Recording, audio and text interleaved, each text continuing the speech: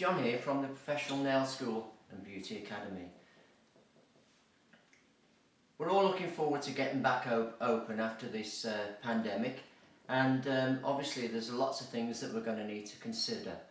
We haven't been told yet what we've got to do or what PPE we're going to require, so we're kind of like left in the dark. So basically I just want to run through a few things and just try and anticipate some of the things that we may need to do. Now obviously I'm not a scientist, I've no background in that field, so anything I say today could well be outdated by the time you actually view this, because the rules are changing all the time. Every day there seems to be some new thing that we're being told. So obviously you can listen to what I say, but you know, you will need to make your own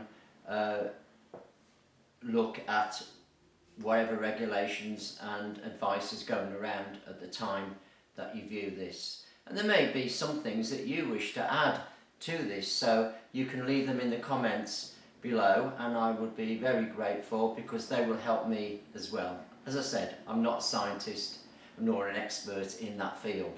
So let's just have a look and see what we can discuss between us.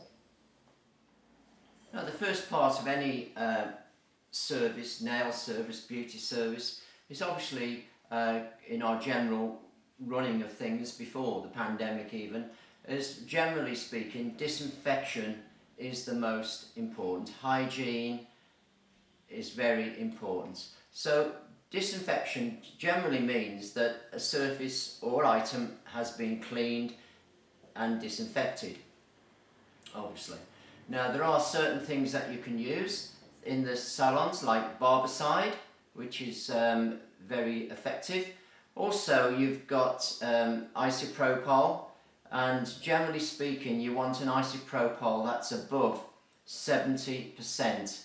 We use a 99.9% pure isopropyl, and we find this will kill most, well, nearly all pathogens, most pathogens that are of risk in a salon or a spa or hairdressing, that kind of thing.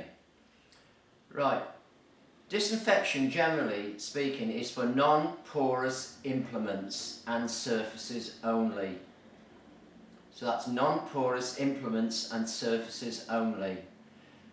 Porous, in other words, single-use items, must be thrown away after use. So what we're saying there basically is that, for instance, in a nail situation, you're talking about files, blocks, white blocks, sanding blocks. Those would be classed as porous, and of course they must be thrown away. So it's single use only on those. Once you've used them on the client, you must not use them on another client. Which I know that in the past that has been a practice that has been around for a long time. But one file, one customer. Right, to get the correct disinfection required, what you must do is have a correct mixing concentration. Now that is important. You don't, if you're going to dilute it like you will with barbicide, you don't want to be diluting it past what you should be. So you look at the instructions on the bottle and follow those instructions. Always follow the manufacturer's instructions. Contact time, that is another important issue. How long has your implements been in the barbicide jar, for instance? And you're looking about 10 to 20 minutes in there before you use them. If you use it to spray your tables and the whatever with, then that should be 10 minutes contact time, and then you wipe it off. Now barbicide, for instance, you must change it at least every single day. So every day you change your barbicide solution. Now an infected person that's infected with COVID-19, for instance, or any cold or flu or anything like that, exhales the virus every time they breathe. This can travel maybe 6 feet when someone is simply breathing, but much further if they are coughing, sneezing, yelling or singing. So no singing at the nail table, please. You can see that we have fitted a sneeze screen here, which is suspended from the ceiling with a space underneath to work along. This is to protect us against people sneezing and coughing at us. Now the WHO have said that 1 metre distance is recommended, but obviously we've gone to 2 metres in the UK. I believe that the government is looking at that just recently, because it's going to be not viable for certain businesses or trades to open with a 2 metre distancing. 2 metre distancing. Now obviously when you're doing nails, beauty, hairdressing, even a 1 metre is quite difficult to actually do. So I don't know what the advice is going to be in the future for that, but that will definitely restrict us whatever they say. Now on surfaces, it's not really clear how bad the transmission would be off surfaces, because obviously it depends on the surface and it depends on how long it's been there and so on. So what general information is that it can live on plastic or tables like this, which is marble, stainless steel, for up to 4 days. So what we generally must say is that you must clean it after every use and clean it before you use it again with a client. So as we stated earlier, hygiene is really important if you don't want to spread this virus. Well, what advice have we been given regarding the symptoms of COVID-19? Symptoms generally appear between 2 and 14 days after exposure. Prior to symptoms, you are still contagious and transmitting to others. So you can be non-symptomatic, as they call it, and you could be spreading the disease. So when a customer comes in, you actually don't know whether they've got it or they haven't. So that's why you must take precautions. But the symptoms generally are a fever, which has got no specific temperature designated, shortness of breath, extreme exhaustion, a non-productive dry cough, maybe diarrhea and vomiting, muscle pain, loss of sense of smell or taste, and in 60% of cases you could have no symptoms whatsoever.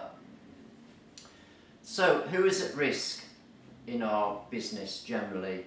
Well, the answer is everyone. While the risk of dying from COVID-19 is relatively low in comparison to the number of people who get it, everyone is at risk in contracting the virus and also spreading it to others. Now, there have been lots of guidelines regarding what we should do, because we've all been doing them: social distancing and wearing masks, and which has just been upgraded recently, and lots of things that you can do. But when you're working in a establishment like a nail bar or a beauty salon, then obviously, as I said earlier, unless we get the agreed social distancing down, then it's going to be very, very difficult to actually operate. It's always worth remembering that although there is a long list of symptoms, as detailed just a little bit earlier, 60% of the people who get this COVID-19 had no symptoms whatsoever and could be just mildly symptomatic. but they are still transmitting the virus to others. So, as I said, we don't know who's got it. For those people that are at greater risk, you might want to set special times for them to come in to the salon. And these would be people like over 65, may have cardiovascular disease, including long-term high blood pressure, people with diabetes, that can also be a risk because this can damage the immune system and put those people at risk. Clients on medications to suppress the immune system, typically used in rheumatoid arthritis, psoriasis, can't say the word, severe asthma or other inflammatory disorders. Those are your main people at risk, so you want to consider those people and perhaps make a time for them to come which is more suitable, where there's nobody else in the shop. Now, social distancing is a real challenge for nail and beauty professionals, and there is no way to provide a truly safe service because social distancing cannot be maintained. To say that a service is truly safe is clearly not possible, and your clients must be made aware of that, and your clients will probably know that already. There are lots of PPE out there, and I think generally speaking we can just go through some of those. Definitely with regard to masks, you can have a nice special mask made if you wish to, but this is a general mask that you normally see in the beauty nail industry. It's got a wired top so that you can press it to your nose, because if you wear glasses sometimes they can steam up, and of course that must go on your face like so, and then just tuck it round, bend the wire in so that it actually stops the steam coming up into your glasses. When a client comes, there's nothing wrong in asking them to wear a mask. You should not be embarrassed by asking them. And really they may even come with their own mask, but generally speaking you really need to ask your client to wear a mask. Now obviously with some beauty treatments that is not possible, because obviously you'd be working around the face and that might not be possible, but I'm not really sure where we're going to go with that one, to be perfectly honest. But another thing is that you don't want to pass it on to them, so you can take protection. But I'm thinking of something like facials or something like that, eyelash extensions, which obviously you'd be leaning over the customer and breathing on them. They could be breathing on you. So you're going to have to think about that one, and I'm not really sure where we're going to go with that one at the moment.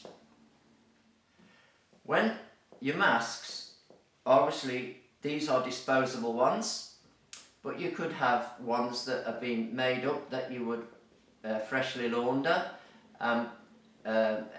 put on when you start with your new clients. So you will need a few available.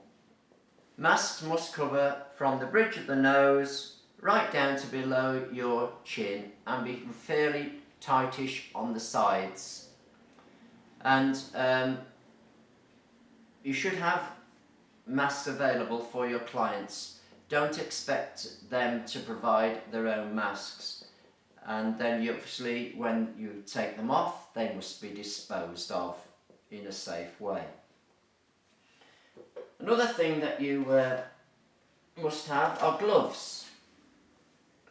Now, gloves are for you, obviously, and these gloves here are nitrile gloves, and I like nitrile because it's nice and comfortable to wear, and also they're acetone, pretty much acetone safe. So nitrile gloves are what you want to get really. Obviously you mustn't get latex, because although you might not have a latex allergy, your client could have one. The other thing you could other option you could use beside nitrile are vinyl, of course. But these are really nice. I love these. These are Headgear brand, and they're called nitrile. Now, just with your gloves there, you must have a new pair every time you start on your client.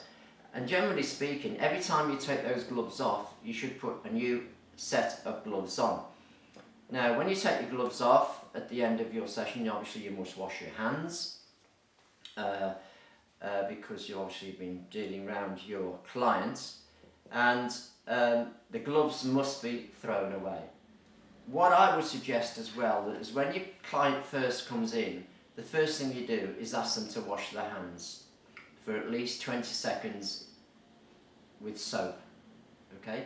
Then you want to make sure that they dry their hands on a paper towel, and you want to get a paper towel dispenser rather than use a hanging towel underneath, you know, by the sink or whatever. You want to get some paper towels, and obviously don't let them put them down the toilet, so you're going to have a clogged up toilet.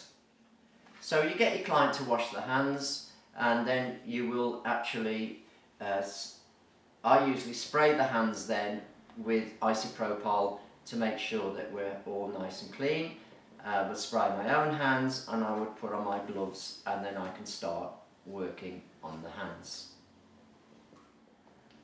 Obviously with beauty, you've got to make sure that any towels that you use are freshly laundered towels, and obviously it's a new towels for every client. And if you've got a cover over your bed, then you must have a fresh cover for every client. And everything should be wiped down between clients with isopropyl to make sure that no germs are left there. If they wear a gown of any sort, that must be a freshly laundered gown, and again it must be put straight to the wash after they've used it. You can't use it on another person.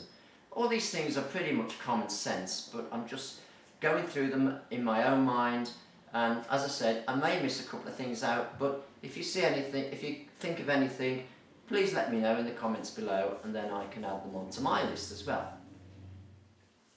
Now, another thing you could wear is you could wear your, we've got our masks here, face shields I should say, and we've got glasses. I quite like these. You can wear these over your own glasses if you wear glasses, like that. That will protect your eyes from getting spray into them of any sort. And you've also got these face shields, going a little bit over the top here, but there we go, face shields. And these would be good if you were doing, say, eyelash extensions or facials, massage, anything like that. Now, with these particular ones, I really like these because, one, the plastic's very clear. They're not expensive, about £4.50 or something like that. And you've also got loops on the side to clip on your mask. So, but you could put it over your ears the same if you wanted to, or you could just clip on your mask over the sides of this. But these are really good. I really like these. They're about, as I said, about £4.50 each. They get cheaper the more you buy. Now obviously you want, if the client's going to wear them, then you want a new one, or a definitely cleaned and sanitised one for every client. And the same with the glasses as well. But the mask and the gloves are disposable. Another very effective piece of equipment is your sneeze screen. Now, there's been lots of sneeze screens on the market which actually sit on the table, and there's a little slot in them for people to poke their hands through, which I find that the legs take up a lot of your space, and when you're working across your table like this, you're going to keep bumping into it. Also, I found on some of them the plastic's very thin, and it's going to start wobbling and so on, and probably could fall over. So what we've done, we've got some 6mm acrylic, which has had all smooth edges, and this one is actually 600 by 50 millimeters, and we've suspended it from the ceiling with cords, and you can buy these sets to do that, and I'll leave the link below for that. So this is another way of doing it. It's just to protect you from the client and the client from you. So it just helps give that customer confidence as well. Now, when taking bookings over the phone, then you must make your clients aware of what will be expected of them in the salon or whatever, because obviously they need to know, and it will give them more confidence as well to know that you are taking great care of them. It's definitely worth asking them, and you should not be embarrassed by this, is have they had any symptoms? Has anybody they know had any symptoms? And from that information you can then decide whether it's worth the risk or whether you want them to come to you,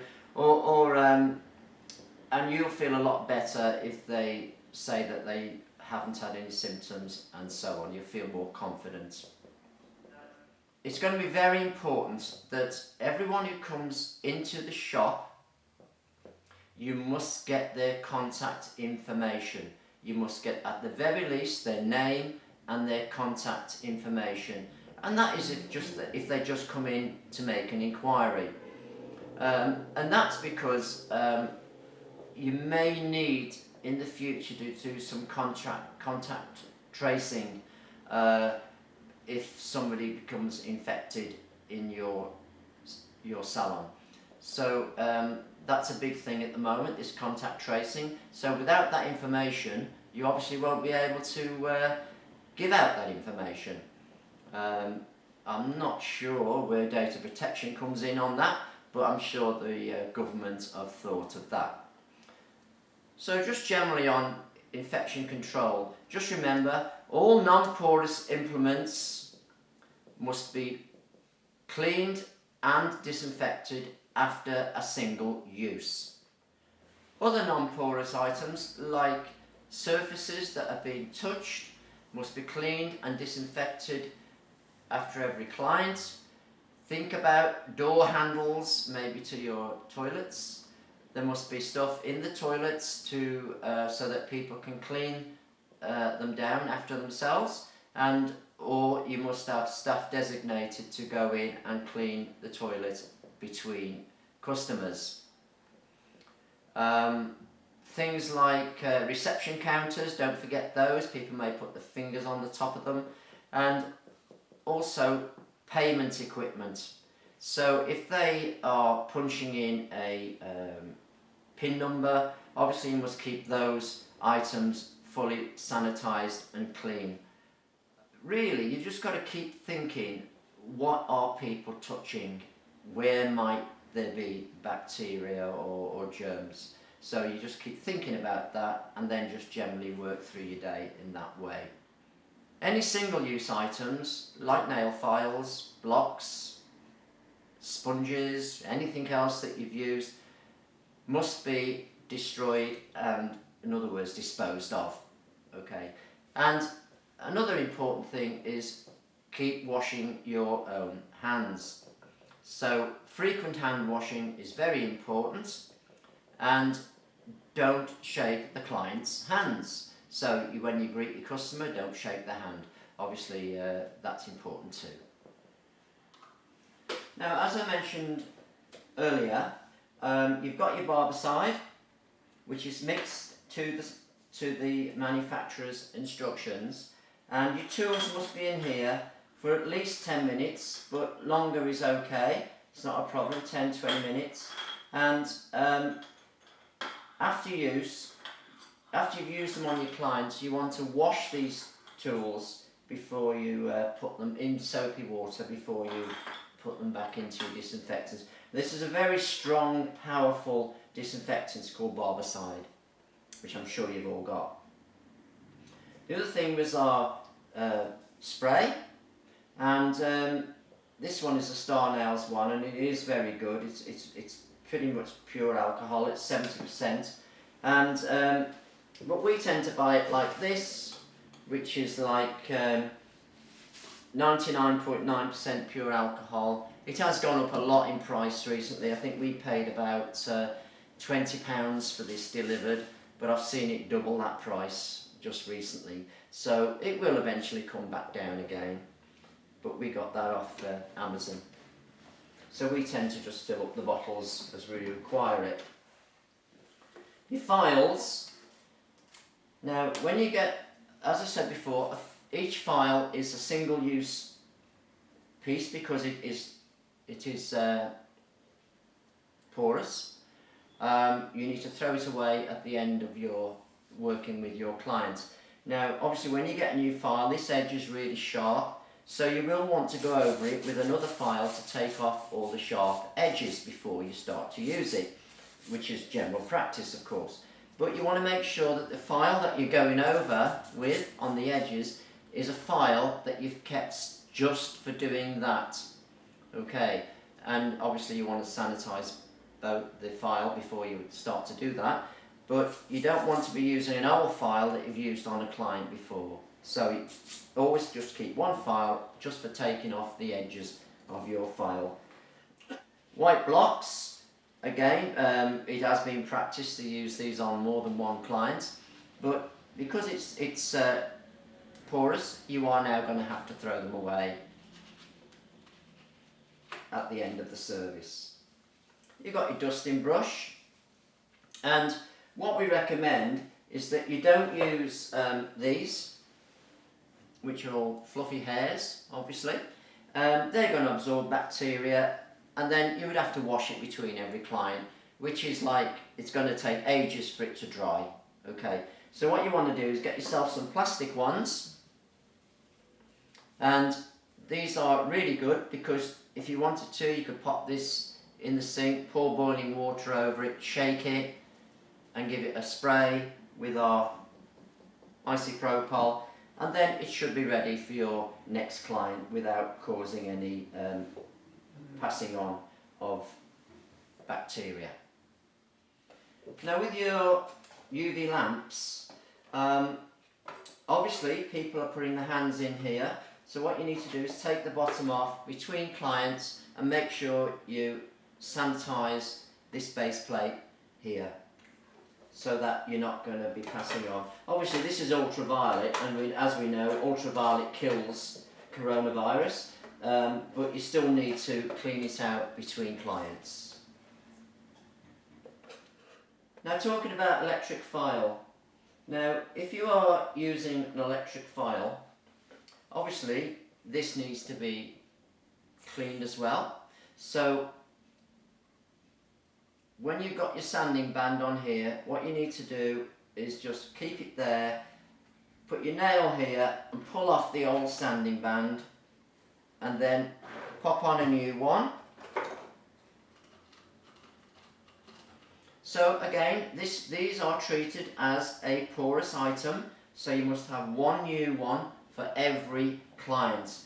And then I would kind of like switch it on, and I would still spray it at the same time.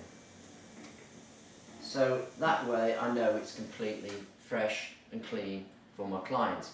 Now your metal drill bits, you need to keep those in Barbicide before you actually use them on your clients, and then after you've used them, wash them, put them back into your Barbicide, because obviously you don't want to be spreading anything in that way as well.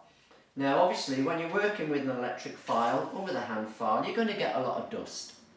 Now that dust obviously is not a good thing to have. So what's really good is to have a desk. I don't know whether you can hear that, but it's got a built-in fan, and this fan as you're filing, it will take away the dust into a bag underneath the table, and then you want to empty that bag, and then you can, it's good if you've got a spare bag actually, because then you could wash the bag and put a new fresh bag on. But you want, if you haven't got one built in, that they are available on eBay that you can buy, that you can actually put on your tabletop. In fact, I've got one. I'll go and get it and I'll show you what I mean. Yeah, this is what I meant. This is one that you can fit on top of your table if you haven't got a built-in one. But there are other brands available as well. And this one's got 3 fans in it, so it's going to give a really strong pull. And underneath it's got the bag that collects all the dust.